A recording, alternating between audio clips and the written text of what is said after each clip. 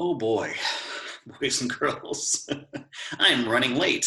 I've been having some technical problems with this blasted internet that I have here. I don't know what's going on. I have fantastic Wi-Fi at my house, and then all of a sudden tonight, it's starting to go crazy. I don't know what the deal is.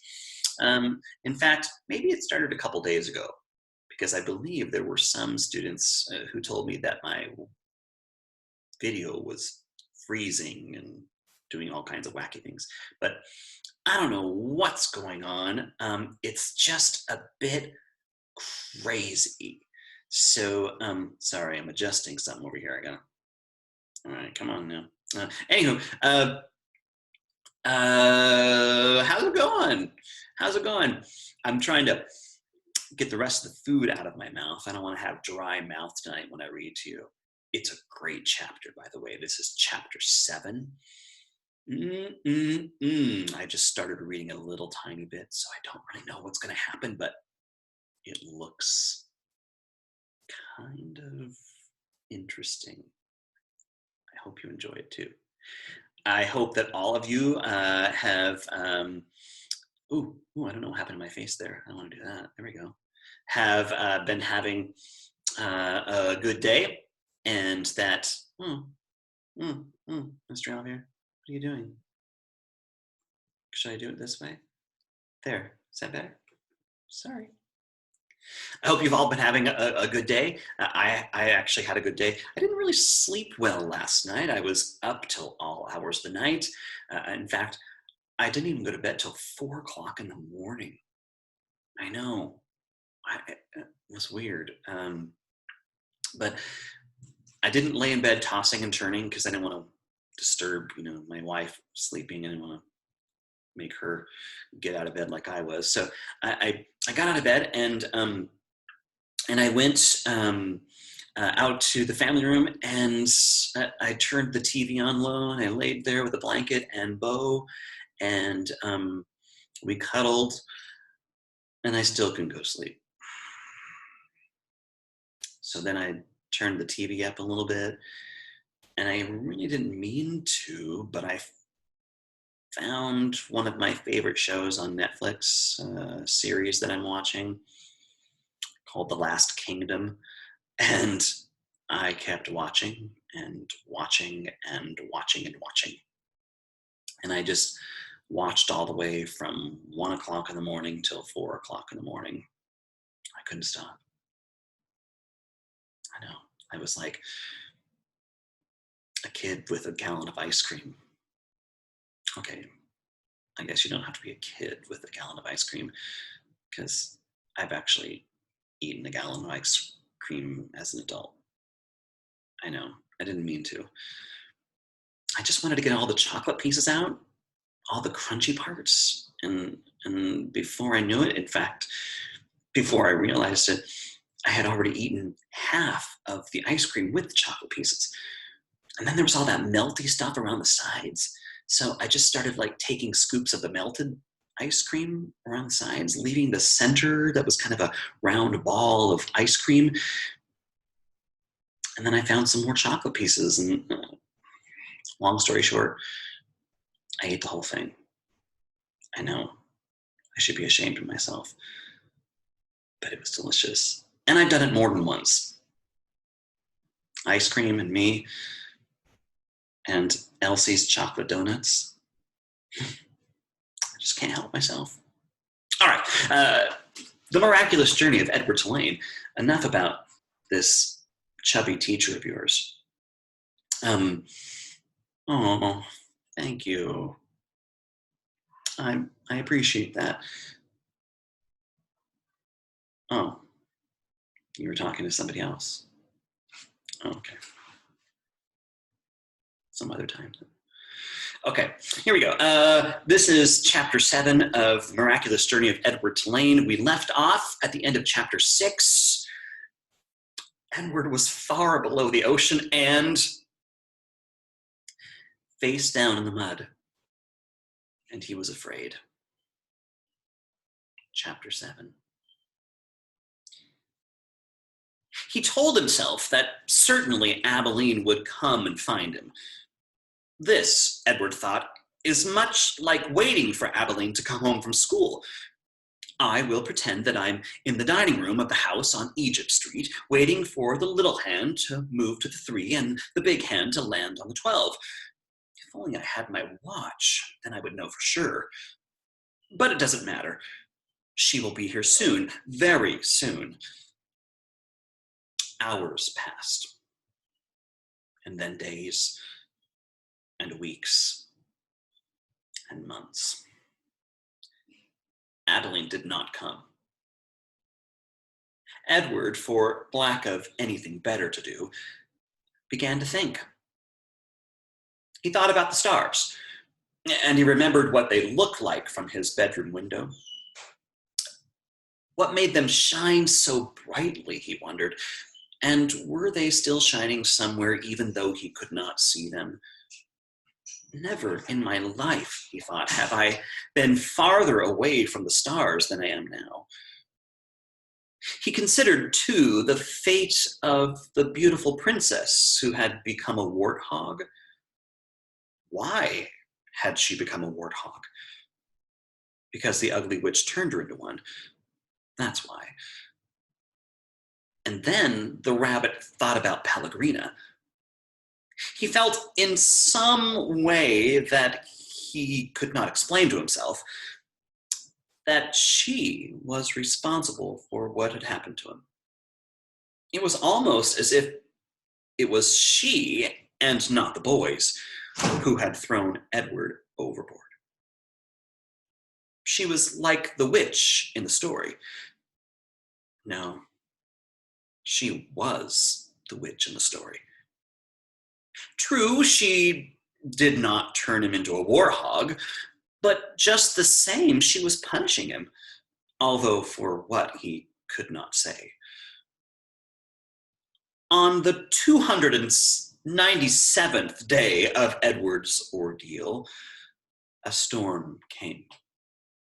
The storm was so powerful that it lifted Edward off the ocean floor and led him in a crazy, wild, and spinning dance.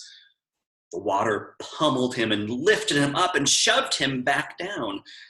Help! Thought Edward. The storm, in its ferocity, actually flung him all the way out of the sea. And the rabbit glimpsed for a moment the light of an angry and bruised sky. The wind rushed through his ears. It sounded to him like Pellegrina laughing. But before he had time to appreciate being above water, he was tossed back down into the depths. Up, then down, back and forth he went, until the storm wore itself out, and Edward saw that he was beginning again his slow descent to the ocean floor. Oh, help me, he thought. I can't go back there. Help me. But still, down he went. Down, down, down. And then, suddenly, the great, wide net of a fisherman reached out and grabbed the rabbit. The net lifted him higher and higher until there was an almost unbearable explosion of light, and Edward was back in the world, lying on the deck of a ship, surrounded by fish. What's this? Said a voice. Ain't no fish, said another voice. That's for sure. The light was so brilliant that it was hard for Edward to see, but finally shapes appeared out of the light, and then faces. And Edward realized that he was looking up at two men, one young and one old. Looks like some toy, said the grizzled old man. and he bent and picked Edward up and held him by his front paw, considering him. A rabbit, I reckon. It's got whiskers and rabbit ears, or the shape of rabbit ears at least. Yeah, sure, a rabbit toy, said the younger man, and he turned away. I'll take it home to Nellie, let her fix it up and set it to it rights. Give it to some child. The old man placed Edward carefully on a crate, positioning him so that he was sitting up and could look out to the sea. Edward appreciated the courtesy of this small gesture, but he was heartily sick of the ocean and would have been satisfied never to set eyes on it again. There you go, said the old man. And as they made their way back to shore, Edward felt the sun on his face and the wind blowing through the little bit of fur left on his ears. And something filled his chest, a wonderful feeling. And he was glad to be alive. Look at that rabbit, the old man said. Looks like it's enjoying the ride, don't it? Yep, said the young man. In fact, Edward Tulane was so happy to be back among the living that he did not even take umbrage at being referred to as it. What do you think of that? Edward thinks that Pellegrina is to blame for him going overboard. She might have something to do with it, he thinks. She's the witch in the... Pellegrina, a witch? Now, wait a minute. She did have Edward made. Maybe she put a little magic in there.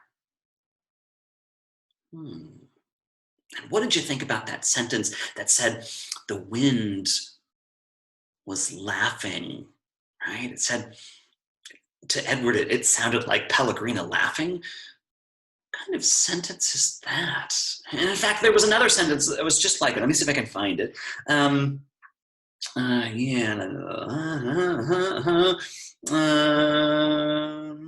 Ooh, the angry sky.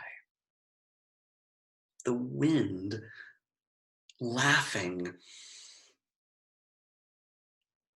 Yeah. What kind of sentences are those? Yeah, you're right. You remembered. Exactly. Personification, right? It makes it sound like the sky is a human. It's so angry. It's yelling at you, right? The wind is laughing, like a person. Personification. You're right. You're right. Good for you for remembering that as a form of figurative language that third graders should be able to recognize. I knew you would know it. Well, anyway, that's the end of chapter 7. What do you think? What is up with that warthog story? It's going to give me nightmares again. My goodness. I'll never be able to watch Lion King ever again. Maybe I will. I don't know. All right, my friends. Have a great night. Don't forget to go brush your teeth. I got to make sure I brush my teeth extra good today. And gargle and floss because I've been eating all kinds of like crunchy things today, and I think some of them are stuck right into my... In fact, Dr. Barker, do you think I'm getting a cavity right here? Yeah. Dr. Barker? Dr. Barker? Oh. Sorry. Gotta make an appointment. Darn, I thought I was gonna be able to get something for free. You know, I'm your son's teacher, but all right. It's okay. It's all right. It's all good. I'm sure if my house burned down, Baxter's ad would come save it for free, but you know, whatever. Okay, I'm just kidding. All right, I'm just teasing. All right, everybody, have a great night. Floss those teeth, brush your teeth, and wash your hands and wash your face. It's very important. Wash your face and get those pajamas on. Tell your parents you love them. Love y'all. Have a great, great night. Sleep well. Don't stay up late watching your favorite show on Netflix. It's not good for you. Especially don't watch my favorite shows. No, don't watch anything. Go to bed. Good night.